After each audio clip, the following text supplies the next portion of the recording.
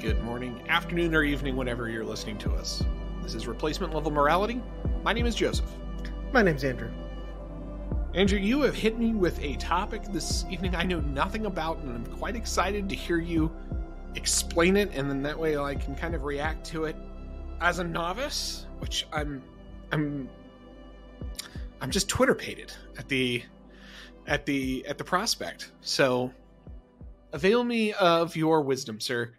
So this is a system of thinking that I have to give credit to Arnold Kling for.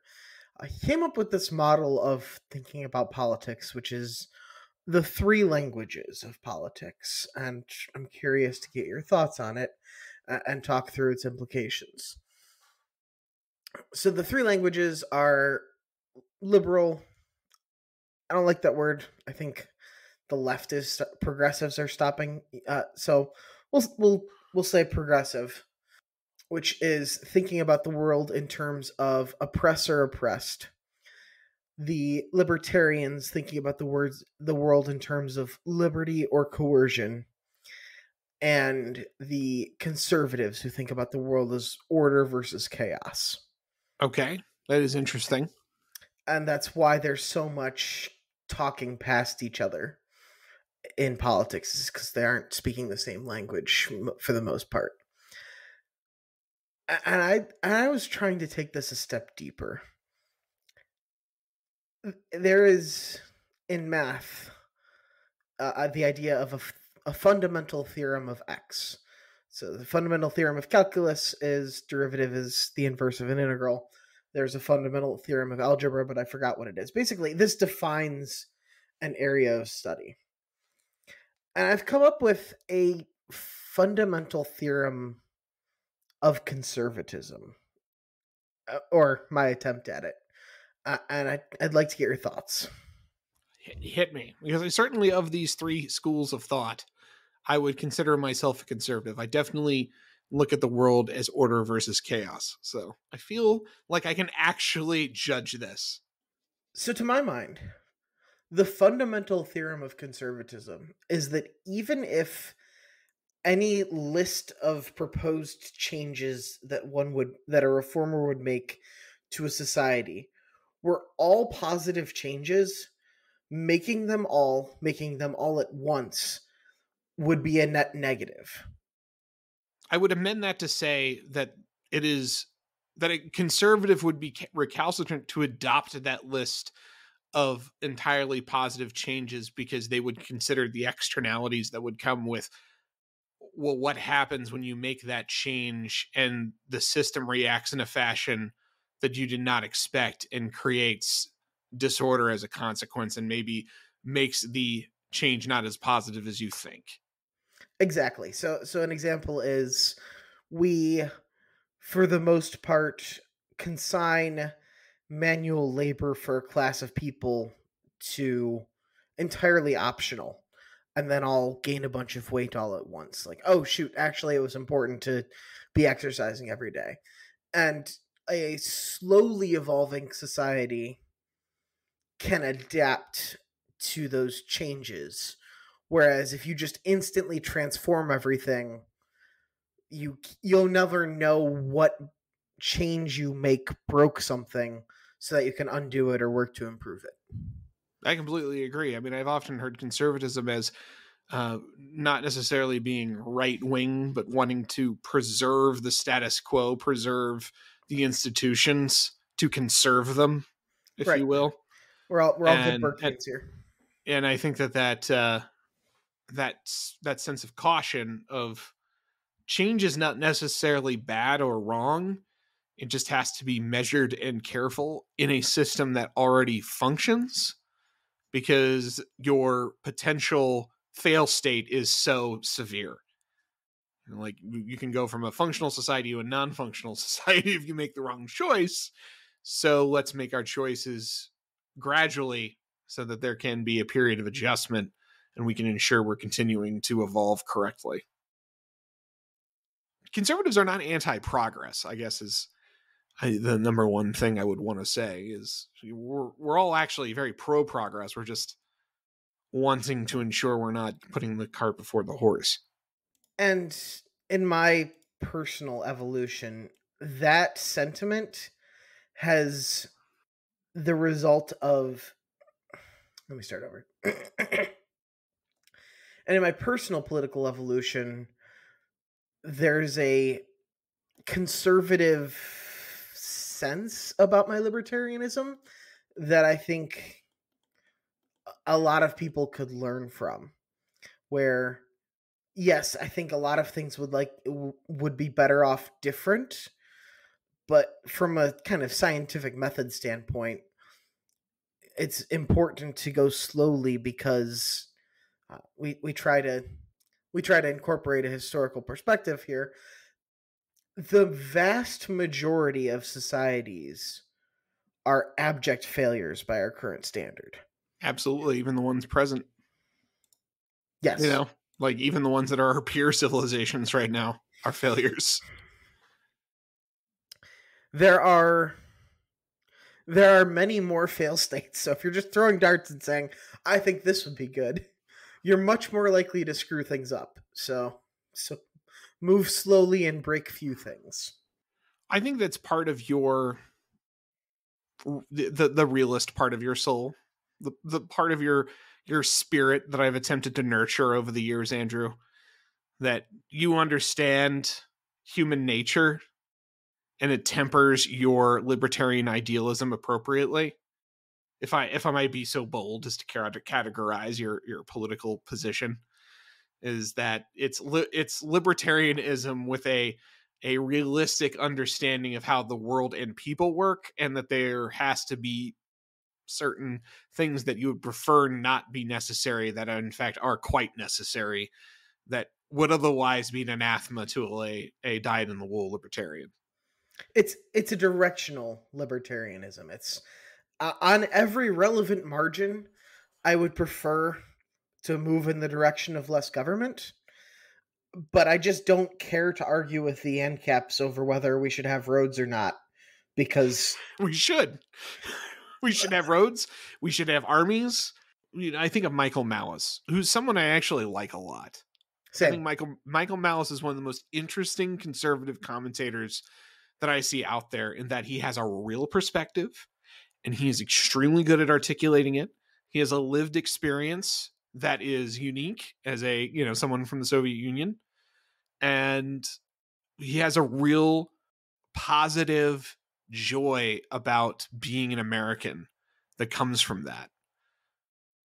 But he's also an anarchist and says nonsense like that, we shouldn't have armies. The very first thing that happened in the Chaz Chop, what was that in 2020? A man showed up with AK-47s and declared himself the law. It's literally the first thing that happened when there was a void of order and a void of power, as someone stepped in with weapons and declared themselves that force. That is what always will happen amongst human beings, and it is best that it is organized in a fashion to suit the civilization in question and be answerable to it, rather than it be filled by the next most powerful man with means, motive, and opportunity. Yeah, and Chaz is a bit sui generis because it's inside this broader context of a developed civilization. But the example that really caused some reflection for me was Liberia. They There was no state. They just dropped a bunch of former slaves there, and very quickly they were just murdering each other. And there was a de facto state. It was the person with the most guns and the most people following them. And child soldiers and awfulness very quickly ensued. So, given the choice between that, which living, breathing anarchy, not Somalia, that's a bit of a straw man, but just dumping a bunch of people in Liberia with no structure, and it had plenty of problems.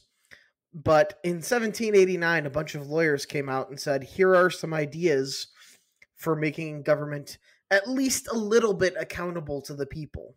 Just a little bit. And just that little bit of accountability has brought us so far. Mm-hmm. And one of my favorite John Olivers from back when he was playable was Back that's a clear Magic reference. Back when you could play Tarmogoyf and feel good about it was when John Oliver was watchable. Got it. I'm there with you. was about nuclear uh nuclear silo maintenance, and there's all this like 80s technology that's terrible, and all this disrepair and stuff that hasn't happened, and it's not for lack of money. The US defense budget is very large. You have a couple hundred people that care. They all might write their senator, who might get a couple hundred letters and say, okay, I care enough about this to pressure some general. But already we've diffused through layers the theoretical accountability. It's not that good. It's a little bit of accountability, but it's enough. It's much more than the warlord of Chaz who just does whatever he feels like. It's funny to me that the American style of governance is so effective to manage America, and yet would be a disaster if other nations attempted to adopt it, and we've never recommended that they do. Oh, Like the Westminster system is much better if you're talking about organizing a representative democracy, right? Like that allows for much more participation in the system. It allows for more collaboration within the legislative process and the appointment of leadership. It's more intricate on an electoral level, but actually easier to deal with on an implementation level of the actual government. So the Westminster system is actually really the one you should suggest to your would-be developing nation that wants to, graduate into being a democracy. And yet the American system is anarchic federal nonsense that we have consigned ourselves to for eternity. Tends to actually produce a much better result than you would anticipate. And I think part of it, and it's the multiple levels of accountability from the very smallest scale, local levels, all the way to the top. some of that I think is 'cause human instincts about governance are actually very bad. So the American system's strong preference for inertia, given how liberty friendly the founding era was, that got preserved for a very long time, long after the political instincts of the people would have repealed it if they could. You see the same thing with the Second Amendment. Our dare I say, our second best episode, the armed man is governed, not ruled. Like there have been times where there was political will to repeal the Second Amendment if it was a 51%, if it was a Westminster style system. Yeah, it's true. But not in our system. And that's good. And it should be that way. It should be hard to change these first principles, governing principles, organizing principles, because you need to have that level of accepted basis by which you're organizing your society when you don't have a joint ethnicity to organize around instead, right? Mm-hmm.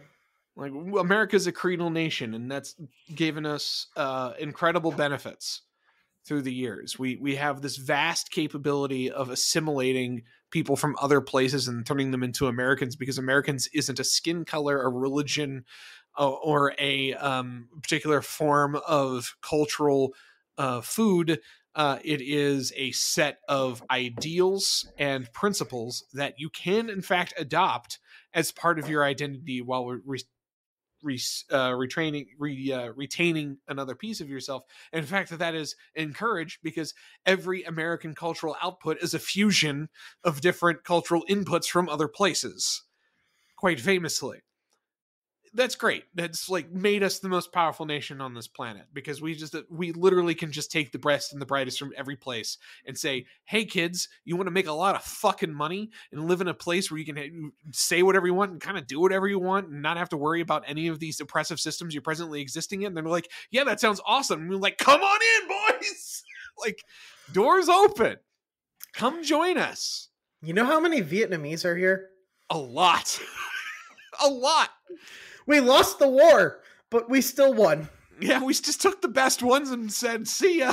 We'll leave the rest there.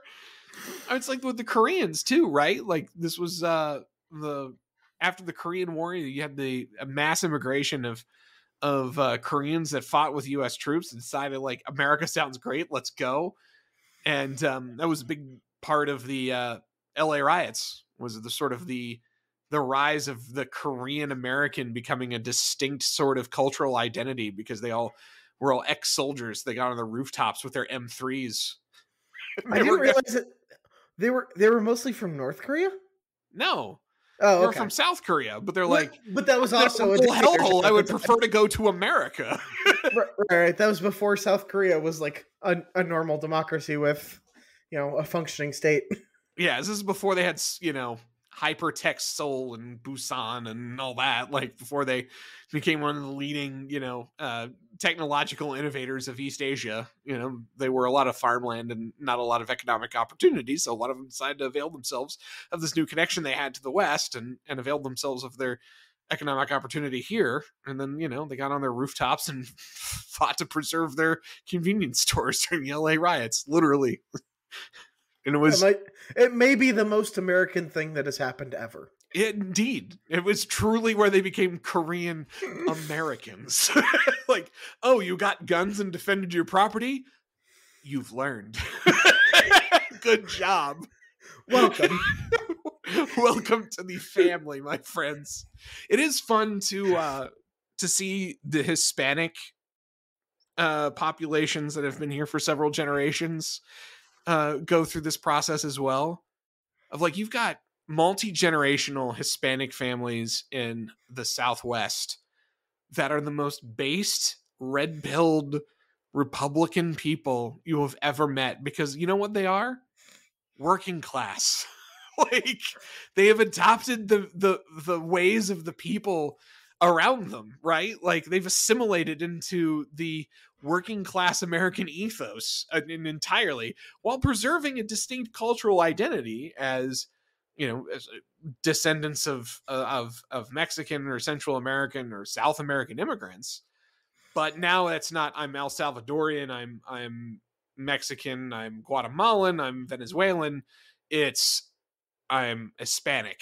I'm an Hispanic American, because my family's been here for like 4 generations, Yeah. Like, that group is an interesting thing that has really started to come along in the last like 5 or 6 years, because, now it's like a circumstance where their grandparents were born here, like there's no sort of direct connection to the immigrant that brought the family line anymore. Yeah. That's pretty consistent throughout immigrant groups, actually. It's like the third generation is almost entirely assimilated. Yeah, you saw that with white immigration, right? Italians and Irish, Germans, the Polish, particularly in Chicago, they had these distinct ethnic identities for about 60 to 80 years.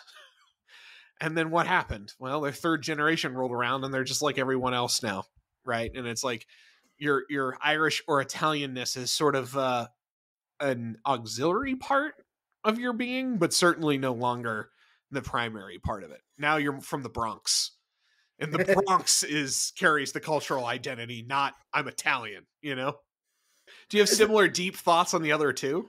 No, and that's kind of what I wanted to talk about, but I enjoyed that conversation as well. But I wish, I think if there was one thing I could like inject into, I keep using him because I actually like a lot of Matt Iglesias' ideas.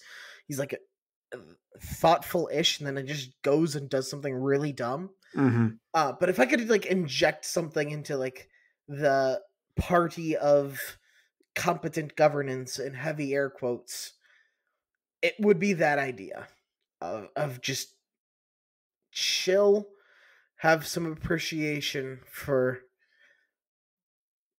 how many wrong turns have been avoided. And it's more important to avoid wrong turns than to make right turns. It is interesting to consider the axis at which progressivism looks in the universe, because I don't think you could put it better than oppressor versus oppressed. That really is the lens through which you really can see the matrix code on progressive ideology. That's the only language they speak. And it's so bankrupt. It Like is. it is useful explicitly when talking about like the very small percentage of people in the US that are legitimately sex trafficked. Everywhere else, I happen to like there's pretty reasonable studies that like you get 95% of the hits if you show identical resumes, one's a black name and one's a not obviously black name. That is not oppression. That is a real like problem that we can take a look at and take steps to address. It is not oppression. It You're absolutely right. Like, if you think that's oppression, you have no concept of what oppression looks like. the phrase wage slave sets me off. It does to me too. Like, yes, you mean the thing that human beings have been doing for entirety of our existence, working for sustenance? Yes, that is a thing we do. I could leave my job tomorrow, and it would have very nasty repercussions. Like I probably wouldn't be able to make my next one's fine, but like 3 mortgage payments down the line, I'm in real trouble. Right. But there's nobody with chains and a whip who will stop me from walking off my job. Those are not the same thing. As you said, it is a bankrupt ideology that can only come from a group of people so intensely privileged that they consider having to do something they don't want to do to be oppression. I am mildly inconvenienced. This is oppression. This isn't quite exactly the way it should be in the ideal. It is oppression. I am being compelled by the necessity of my existence to exchange labor for goods and services. That is oppression. Like, Lord have mercy. Like, the Stasi were oppression. Okay, like, this is not oppression. Okay, Jim Crow was oppression. All right, slavery was oppression. This is not even oppression's third cousin twice removed. It is good at an abstract level to have people who are hypersensitive about exploitation and who is being taken advantage of. It's not necessarily bad that exists. It just, when the world is as comparatively good compared to what it could be, the up to 11 screaming hysteria is no longer useful. It becomes more dangerous than beneficial that you might accidentally burn it all down. And there we go to my obsession with burn it all down movements. We've covered that. It's good. That becomes more salient than like you find a handful of exploited or oppressed people and break their chains. There just aren't that many anymore. We're very rich. Like not in this nation. There's plenty of oppression in other places. Exactly. And if you wish to speak to that oppression and point it out and demonstrate that it is in fact oppression, I can at least get behind that. You want to run B-roll of cobalt mining in the Congo and tell me that's oppression? I'll be like, that sure shit is. You nailed it. Got it. You did it. Your campaign to end female genital mutilation in Africa, I'm on board. Yeah, but let's train that fire someplace where it should be.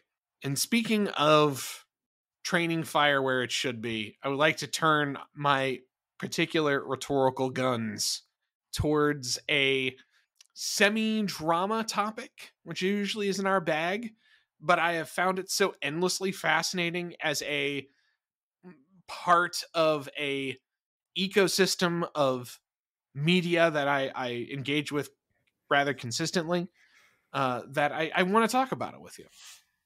And that is the person known as Eliza Bleu. Have you heard of this person?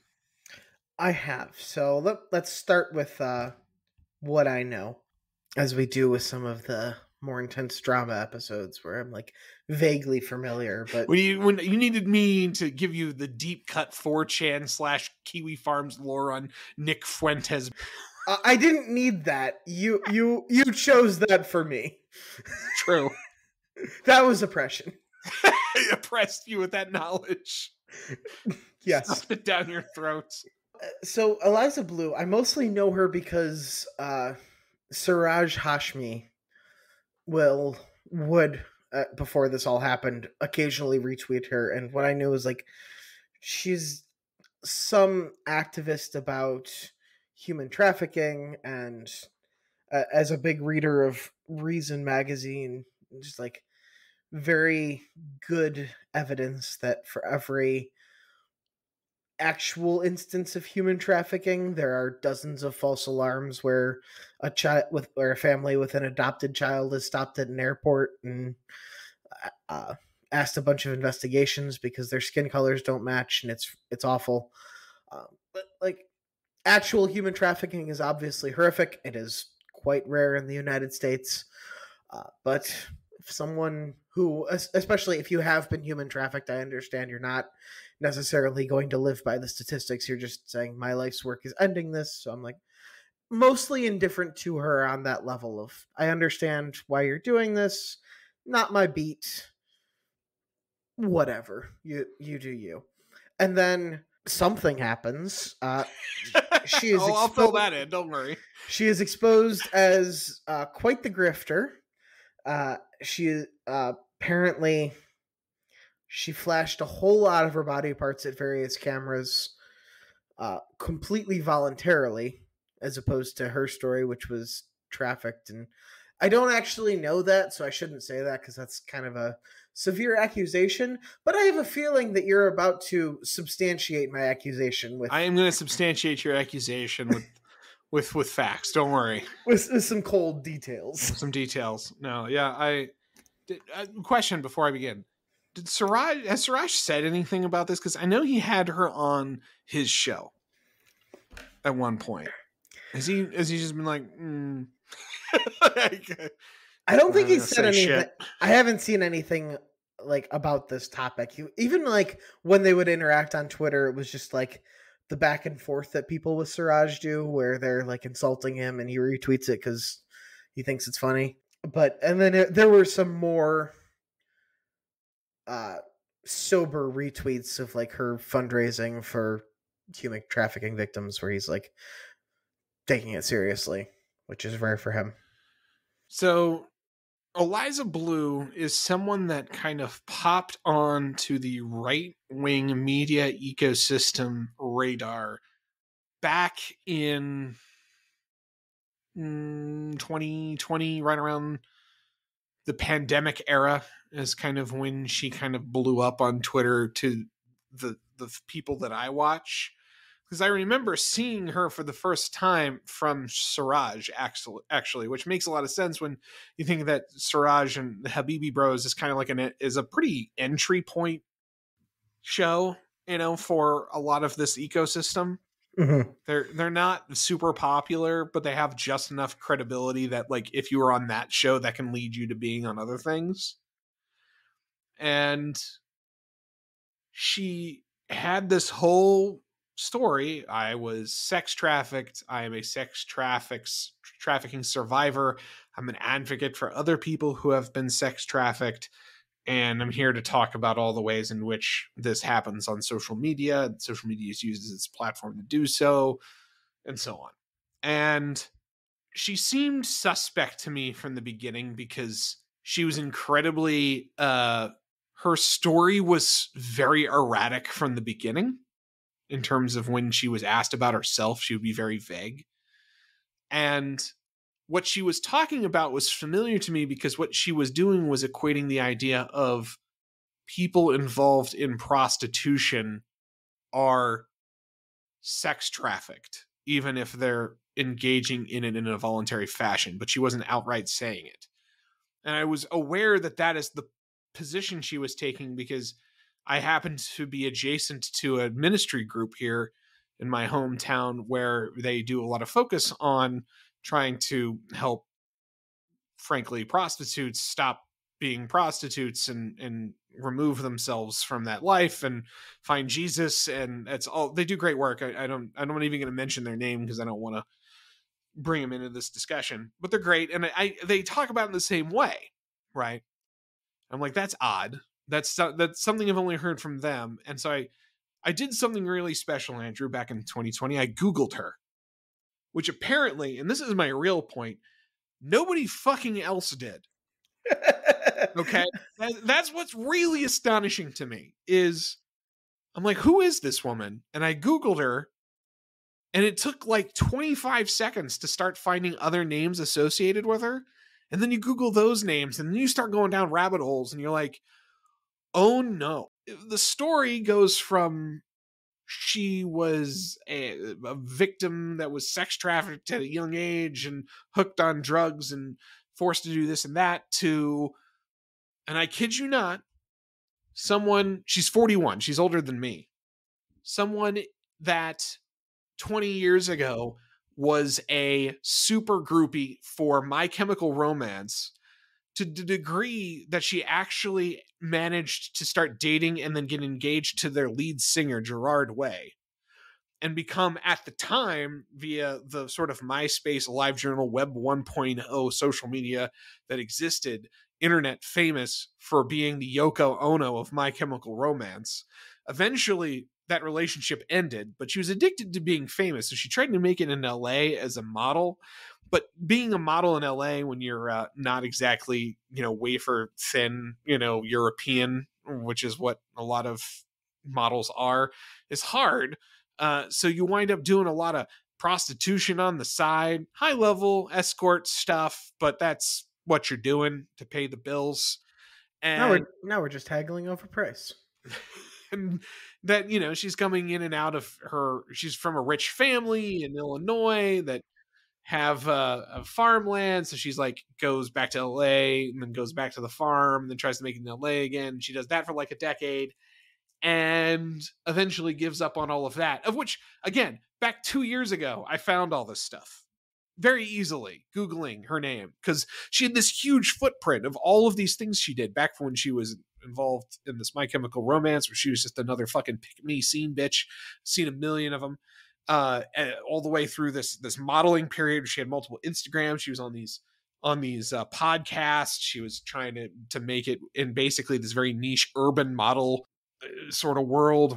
That whole era of her existence, and then all the way to suddenly breaking out as a sex trafficking advocate after a brief stint as a Yang Gang person. Wow.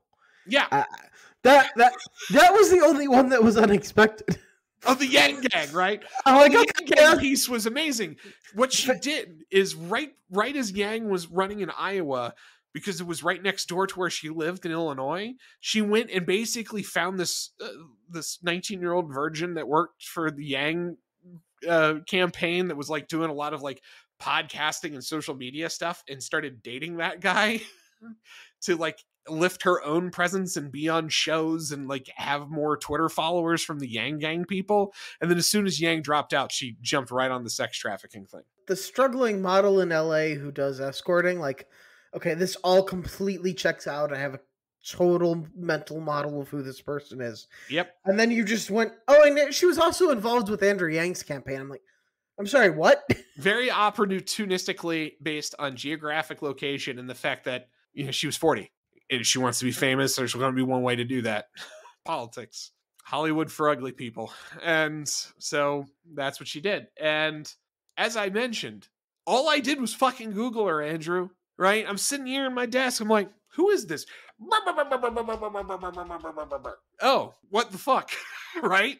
And so I bring this topic up not to talk about Eliza Bleu necessarily. The drama is funny. It's all over Twitter. There's a great Kiwi Farms thread. If you really want to know, look it up. I encourage it. It's a lot of data, a lot of interesting data. What's far more interesting is how far she got with her grift, and how somehow she got on all kinds of people's shows. She was on Malice's show. She did a hit on Ben Shapiro. She did a hit on essentially like every figure in the right-wing ecosystem. and somehow no one Googled this woman before you decided to have her on as an expert about sex trafficking. So what was that like? Like, did you listen to her Shapiro episode? What's her pitch besides, hey, sex trafficking is bad? She spins a good yarn about the use of social media to market sexual activities. And this is like, what's strange about her is that she's right now getting torched as a grifter because the story she concocted for herself was a total fabrication, but the truth, which is what I conveyed to you, could have worked for her if she had just been honest about it from the beginning. To say, yeah, I was a prostitute and I regret it and I felt used and I do think this is sex trafficking and it should come to an end. And this is how something like a World Star hip hop video is essentially an advertisement for prostitution. World Star? That's the thing you shout before you do something stupid.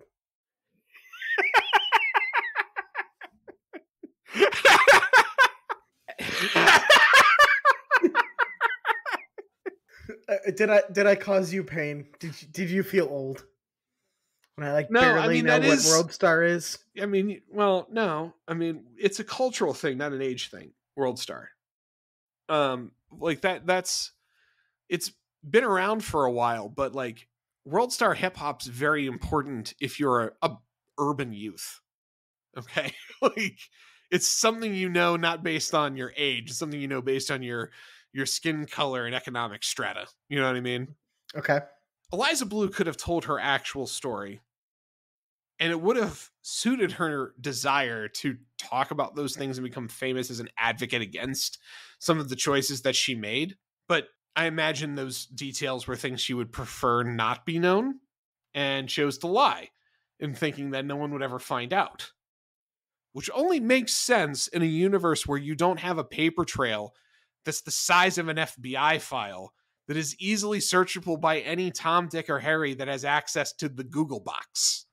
Or Joseph, perhaps. Or even me. And what I don't understand is how these major right-wing media figures booked guests like this and just didn't.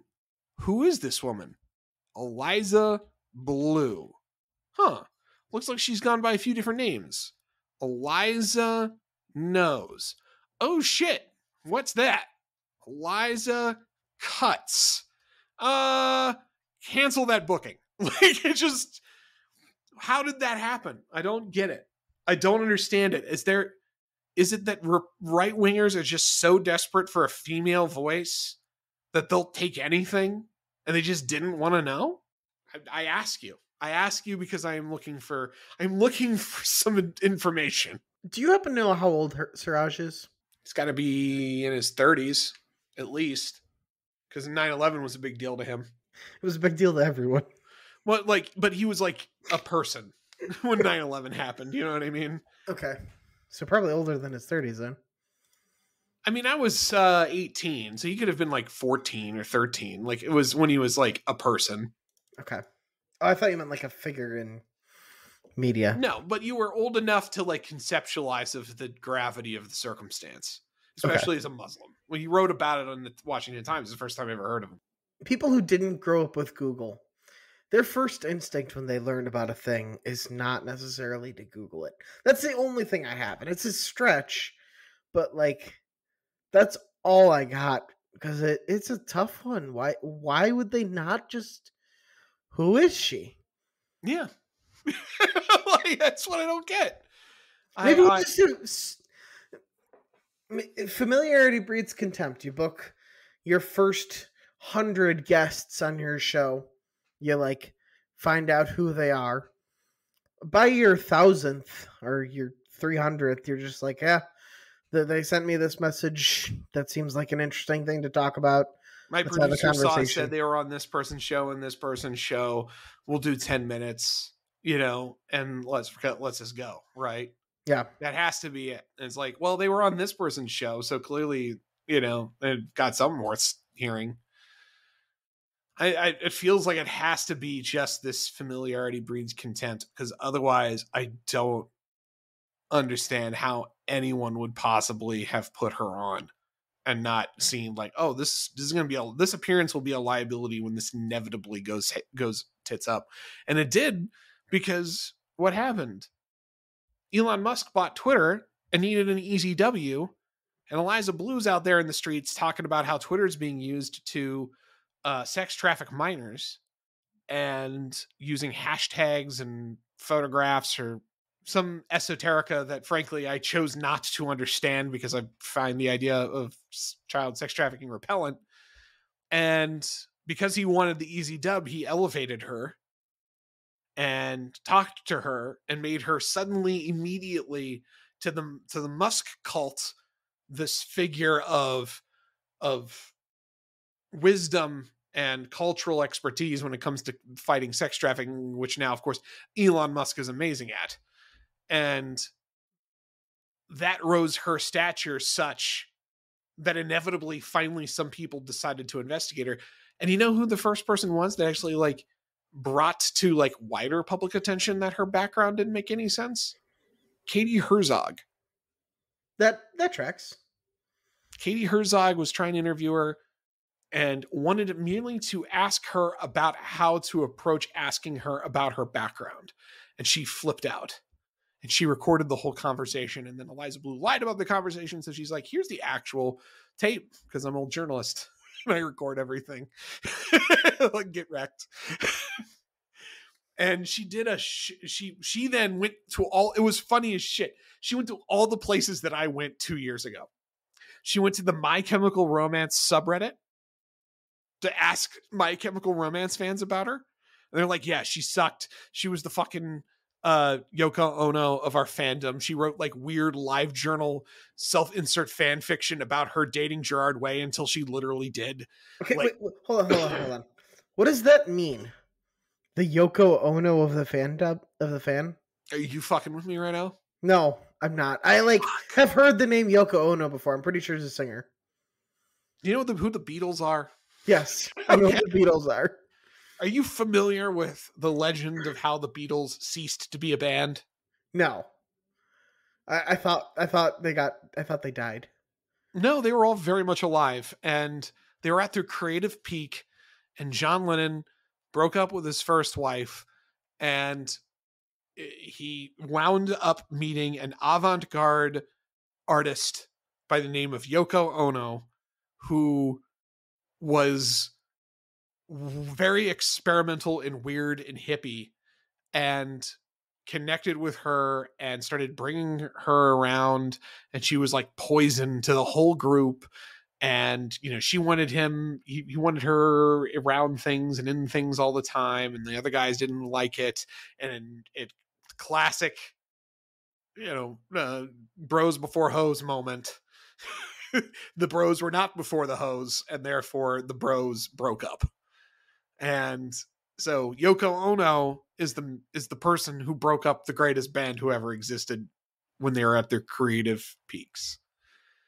And you never got to experience a version of the Beatles that were, moving into the 70s and even the 80s because of her. And you only got a taste of what that could have been like because all of those guys didn't end up having solo careers. And like Paul McCartney and Wings, like they did bangers. John Lennon's solo career had bangers. Even George Harrison's solo career had bangers. And it's like, man, what could have been if the Yoko Ono hadn't broken them up? Paul McCartney and the Wings did the theme song to Live and Let Die. I'm so glad you know something. I know many things. Just you don't know who Yoko Ono is. Just not things about pop culture, especially pop culture from many decades before I was born. I'm very hit or miss at trivia night. I always need help in like sports and pop culture topics. I can tell. But Herzog went to My Chemical Romance subreddit. She, tracked down and found all the Instagram stuff that was all just out there, just public. And did one of the Blocked and Reported episodes. It was one of the premium ones of like, yeah, I started looking into this and I had to give up because it's just like the biggest rap that don't trust her. Like, I don't have time and I'm not being paid, so I am not going any further on this. But here's what I found out in like a day. So good luck, everybody. And not long after she put all that out into the universe, a lot of other folks were like, yeah, I don't know if you've noticed, but she's that kind of person. So I just didn't know that the conservative media ecosystem could be that easily fooled. I suppose I was surprised by that. I didn't know that they were going to just get got by a low level, low effort grift that was be able to be slain by one PA that decided to look up who the fuck they were booking. And like no one did. I don't get it. I don't understand it. Media, conservative media, get good, right? Like get out of amateur hour. I don't know how else to describe it. Like you want to replace legacy media, you want to take the next step, right? And I'm all there for it. I mean, we're making this show right now because we really enjoy interacting with this media ourselves. And we decided we enjoyed interacting with it so much we'd make our own, even though we know we're never going to get much in the way of listeners relative to this other stuff. But we're actively fans of so many of these things, and that's how we primarily interact with a media system. And we're not alone in that. And there's a hungry group that really wants them to replace or at least rival establishment media. Well, guys, you can't fucking put Eliza Bleu on your fucking show. If you're going to make that step, you gotta get good. You've gotta have credibility in what you're doing. You can't self-immolate this bad. And when you do, you have to own it. And that's also something I'm not really seeing, is like a lot of these folks that platformed her are just not saying anything. That's why I asked if Shiraj had said something about her, because he was one of the first to platform her a couple years ago. And now this is broken bad. Like people like Malice, people like Shapiro, people like Siraj, I don't see them talking about it. It's all the fucking drama people who are talking about it and bringing it up, like the Quartering or Christy Mayer or you know, Tim Pool or any bunch of those guys. But like the folks that you'd consider more legitimate political talkers, suddenly nothing. Take your L's, boys. Take your L's and talk to me about how you're not going to allow this to happen again. The Daily Wire is not yet the Wall Street Journal. Yeah. And I think that's probably a good thing to remember sometimes. They're very professional. They've got a real slick operation. I love all their shows. I love the stuff they're producing. But but 6 years ago, they were a startup that were making podcasts in Jeremy Boring's pool house. You know, like they are still fresh out of the fucking womb, and they're going to make mistakes, and I suppose that we should have some grace for that, but at the same time they need to recognize them when they happen. All right, well, thank you very much, everybody, for listening to Replacement Level Morality. We'll see you next time. Bye.